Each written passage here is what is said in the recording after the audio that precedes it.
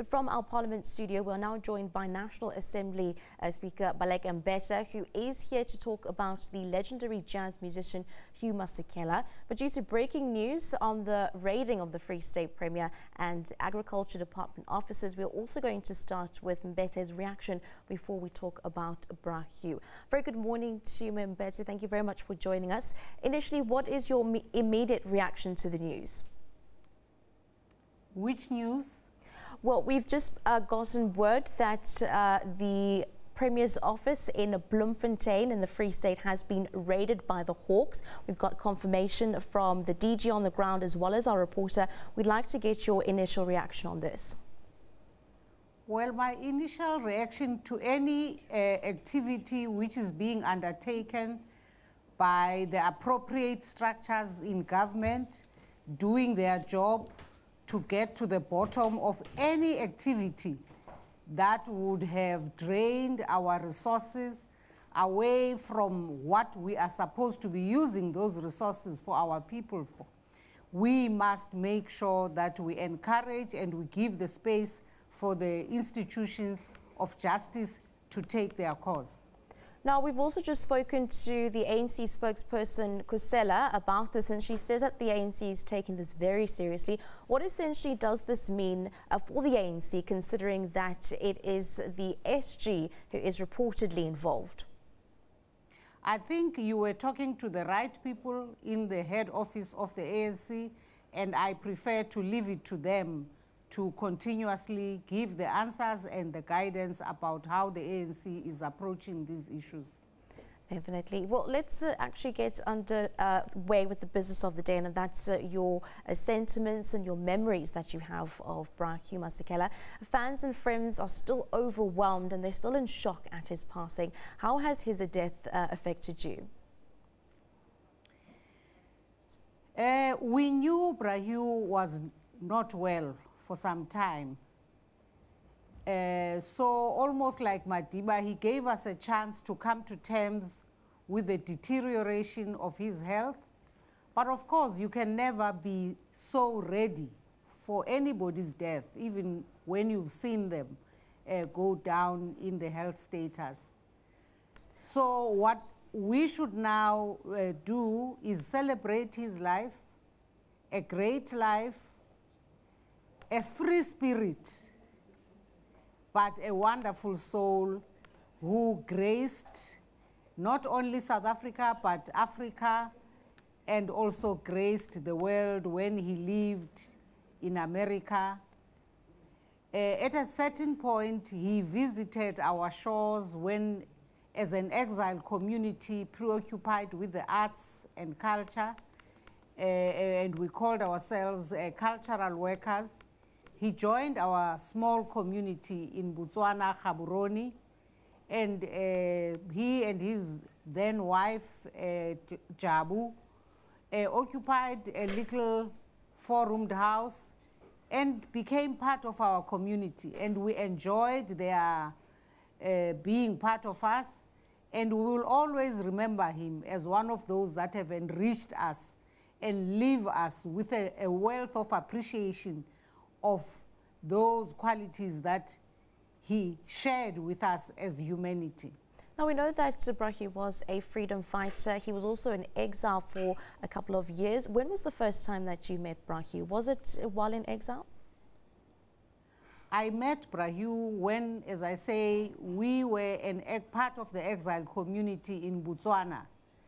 It was the time, in fact, that ended up in the unfortunate events of the military, the South African Defence Force raid into Gaborone, actually disrupting the life of the artists, in particular under a body called the Medu Art Ensemble.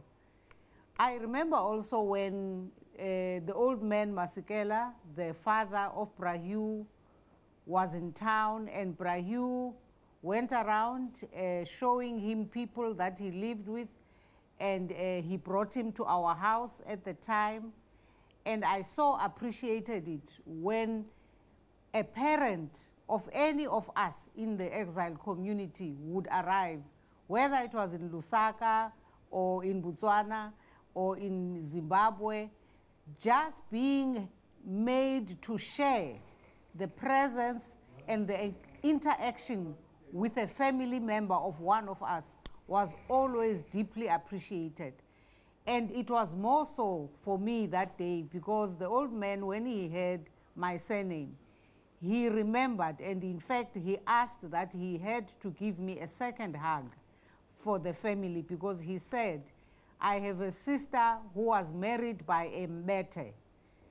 She, of course, that was my mother, was a Mabitsela, and they had grown up together and were somehow related. And so he explained this to both Brahu and us, and I always remember that. And I remember when I was celebrating my 60th birthday, how Brahu was in Durban and he dashed across the country just so that he could join in, even if it was late in the day, that afternoon.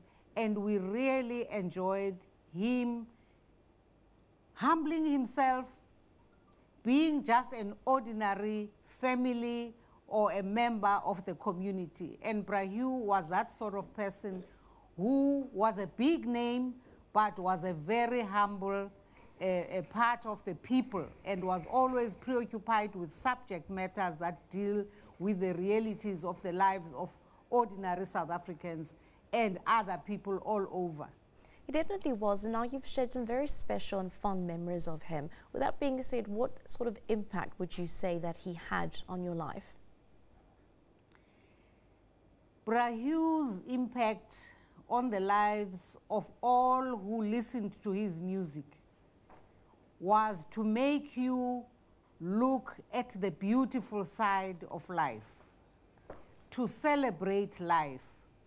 And therefore, however difficult moments that you come across in life would be, you know that there's a bright side that you must appreciate. And Brahu's music had a way of highlighting that. And he would always be dancing and celebrating life. And that's what we should take out of him. That doesn't matter how serious the situation might be, find something to celebrate in every day of your life. The very fact that you still have life is something to be celebrated. And we will celebrate Brahu long after he has been physically gone from among us. Now, you mentioned that he was battling with cancer, specifically in his last days. Were you able to see him and share some special moment just before he left?